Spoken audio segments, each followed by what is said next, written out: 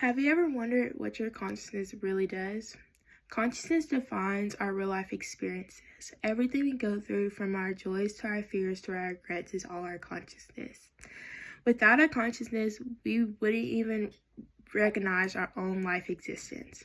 Lately, I have been curious on how the mind works and how the human thought processes. So today, I did a little research.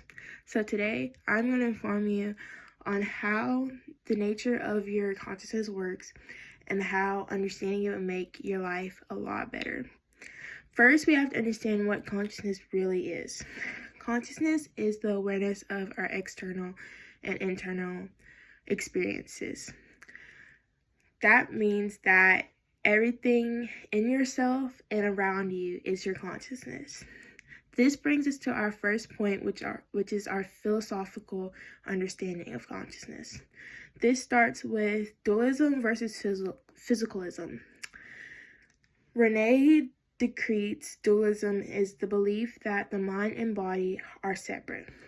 That means that he believed that the mind and the body are two different entities and that they could exist separately.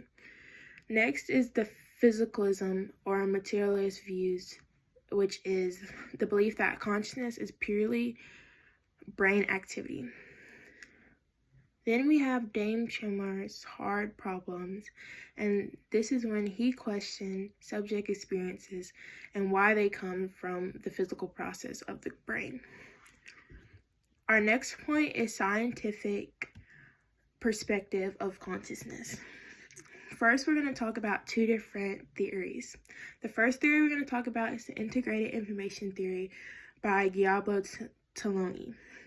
This is where consciousness emerges from complex information. A strength in this is that it gives us a way to measure consciousness so we can apply this to humans and maybe AI. A weakness is that it doesn't fully give us an explanation on why subject experience come to light in integrated information. The next theory we have is the global workspace theory by Bernard Baars.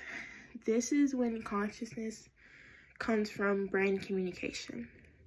A strength in this is that it explains why some information is conscious, but a downside is that it doesn't explain why consciousness feels like something. So explain why when we think about something, we feel something, basically. This brings us to our last point, which is other states of consciousness. This includes sleeping, dreaming, and also meditation. Our last point is the future of consciousness. The future of consciousness will be through technology. One of the technologies will be AI.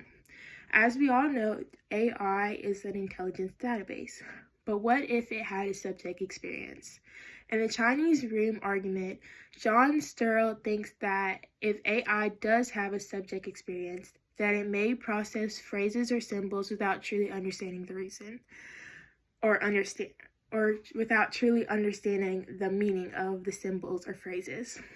This means that if you tell AI to type something for you or tell AI to send something to somebody and they send a phrase or send a symbol that may be offensive or may be a slur, but they will not understand it because they don't truly get the meaning of it. AI is only the first step in technologies that will uphold consciousness or add consciousness to it. Later on in life, probably we'll have chips in our heads and it will keep track of data and our consciousness and everything like that. So who knows what the future holds.